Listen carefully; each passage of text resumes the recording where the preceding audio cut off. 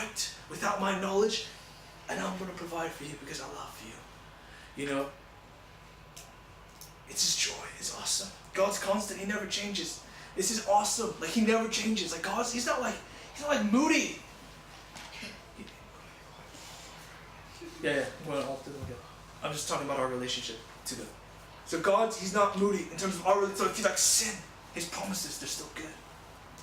You know, as you're growing, His promises are still good. You know, like, human beings are so fickle. Like, even if you do everything right, sometimes someone will just be like, hey, peace out. You know, or like, hey, or they'll betray you or whatever. It's just human nature. Like, it's not trustworthy, but for God, He's trustworthy.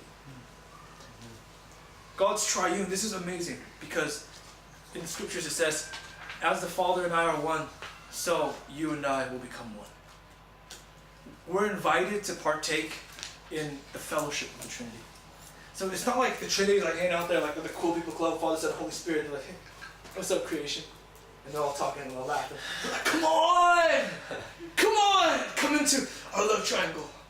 You know? Come in! You know, come and enjoy it. You know, it's awesome. And the Trinity actually, if you want to understand all human relationship, all perfect relationships, somehow it's in threes. It's like a father, a husband and a wife and their children. It's like stretches, but a lot of theologians, they draw these things. And they're in perfect parallels, but if you look at how everything functions, it's like in threes. It's like a good deal, you know? And so you have to understand the Trinity. And God exists as He exists. And so God, a lot of times, He's better than you think.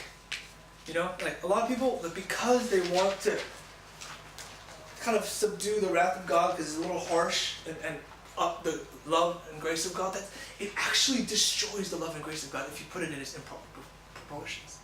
Because God's love is such that even in discipline, He works His love. His love is beyond what we can imagine. His grace is beyond what we can imagine. His wrath and His justice is beyond what we can imagine. Because He is who He is. And so this is the starting point of all kind of identity.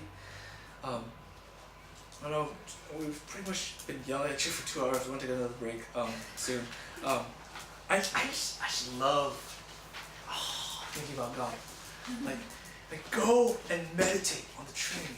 Like take this and go meditate on it. Like let it fascinate you. This is better than any movie in the world. Like there's all the time actually, I'll just sit when I'm like I have nothing to do, I'll just sit back and I'll be like, the Father saying to the Son, and the Son saying to the Father. And it's just meditate. Like, oh my gosh, this is wild. Or like that God has no beginning or end. Think about it. God's eternal. He's never aged. Like He's never grown because He's always been perfect. And it's like, this is wild.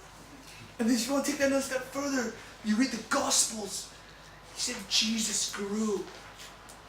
And that's wild because that's humility, man. Because He knew everything. He was everything. And when He grew.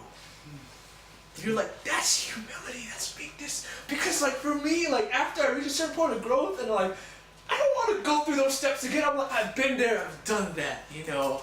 Now I'm going to teach it. You know, it's like, it's kind of like, yeah, you know, I've been there. God, He does it. He's humble, He's meek. Anyways, you can end that deal. Do we have any questions in terms of this whole deal?